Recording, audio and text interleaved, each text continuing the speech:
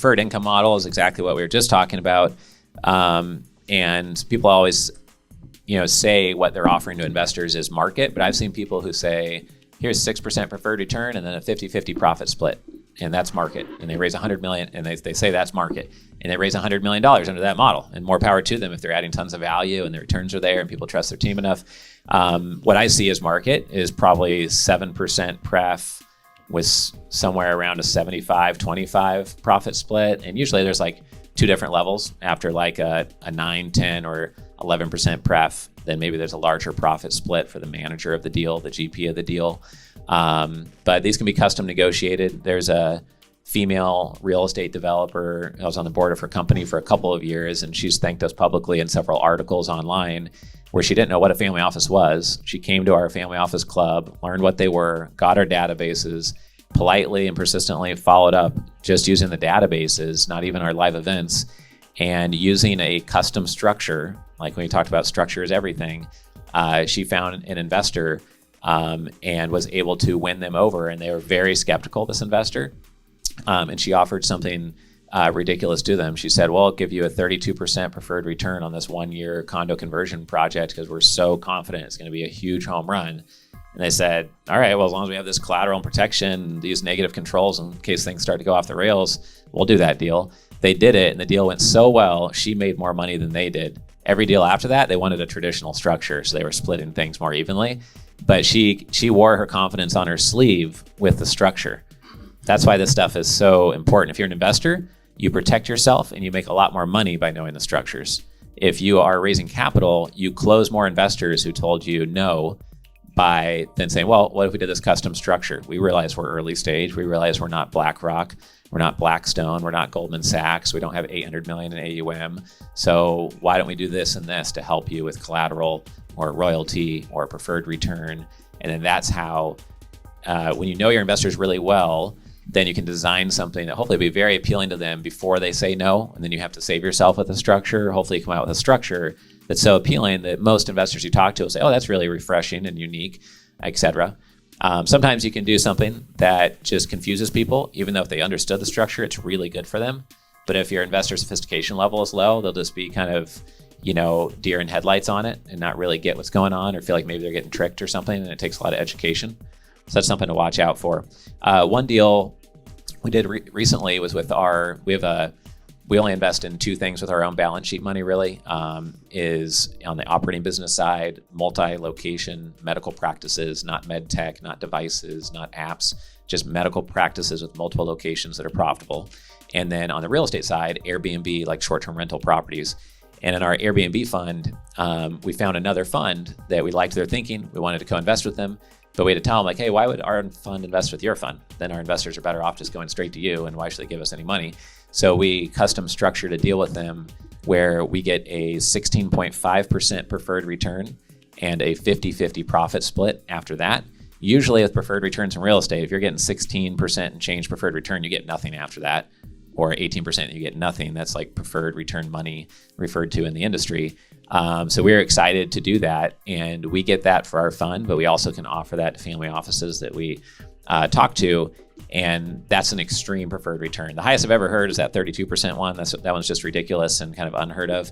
Usually it's in that 6 to 12% band is what most deals are that we see, in case that's helpful for people that are wanting to know the lay of the land there on deal spectrum of terms. Any questions about preferred returns before we go on to the next slide?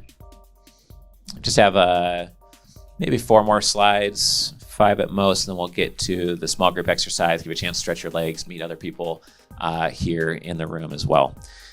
So LLC structured deals, most important part of this slide is just emphasizing that you can have 8 different share classes or 30 different share classes if you want to in an LLC. Having 2 or 3 share classes is very common. One share class might give investors a preferred return. Another share class could give them a gross revenue royalty. Another share class could give someone collateral, and in return for collateral, they get less equity or less of a return. One share class could give people voting rights versus non-voting rights. You could own 1% of an LLC, but have all the control, even though you sold off 99%. You could put no money in and just contribute domain name, expertise, time, legal fees, etc., and own 60% of a company and raise money on a $10 million valuation and bring in that money and own most of the company without investing any money if it's structured that way within an LLC. So anything you'd normally structure into a contract or you need to maneuver through to make it good for you and good for the investor, you can just set up A class shares, B class, C class, D class, and make sure you retain the control you want, maybe provide the negative controls they want, figure out what mechanisms they want in the deal, and structure that through a sophisticated LLC. So I'm not an attorney. We don't structure that for people, but we know a lot about structuring those, and we do it pretty fluidly for everything from domain names to medical practices to real estate portfolios or co-investments or co-GP deals. And so happy to answer any questions people have on this before I move forward, because an attorney could do a full day workshop just on LLC share class structuring and negotiations. Most of you probably don't want to go that deep, but Laura, got one question in the back there, if you don't mind. Right back. That's right. The Zoom people need it on the electronic feed. Yeah, sorry. Sorry, Zoom folks. Are we live? Yeah. Rob Batten, Real Basis. So real quick, I assume the answer to this, but for a C Corp and any structure, we can have this approach with the different share classes. I'm just making sure that's ubiquitous, right? We've used it with LLCs every time. We're just not big C Corp people, but I believe you can with C Corps.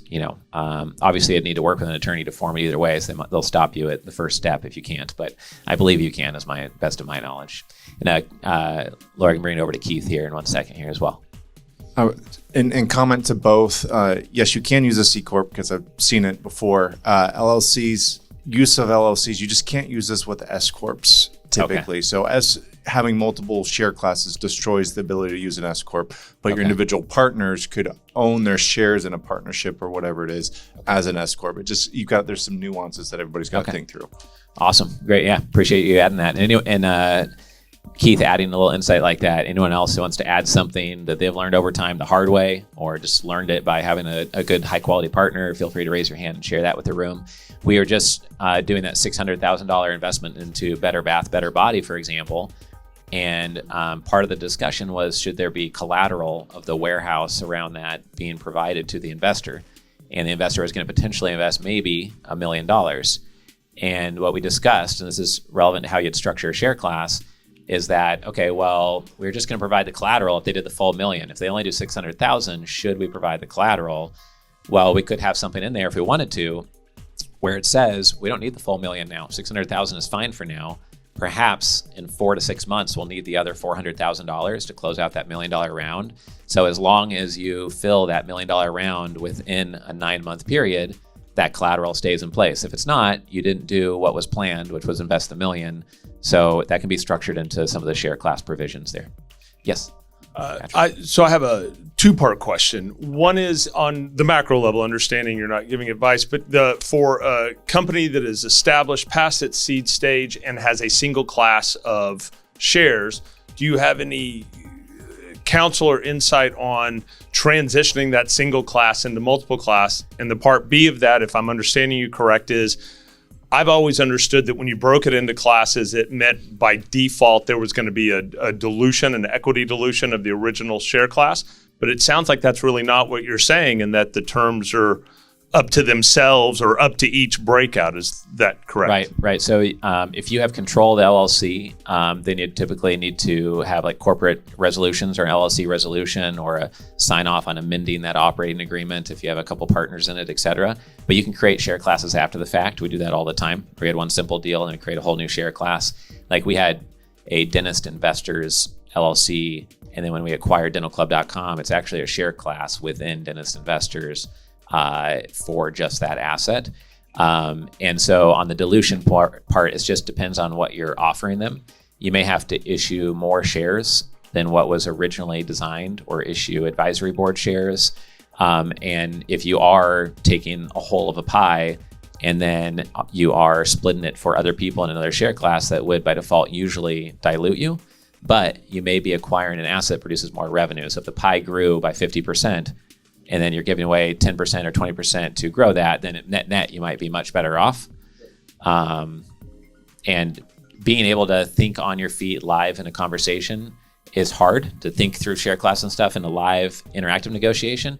seeing something in writing, taking lots of notes in a meeting, be, all right, now I know your priorities. Let me think over this.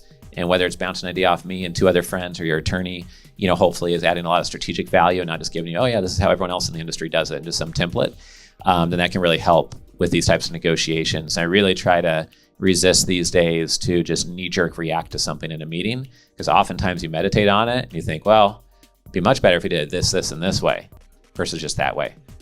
Just get excited and agree to it right away and just be thoughtful about it. And then just always frame it as like, hey, this is how I'd prefer to do it. Does this meet your needs? Are you comfortable with this? Just so you don't blow up the deal with them thinking you're being too complicated about it or too aggressive.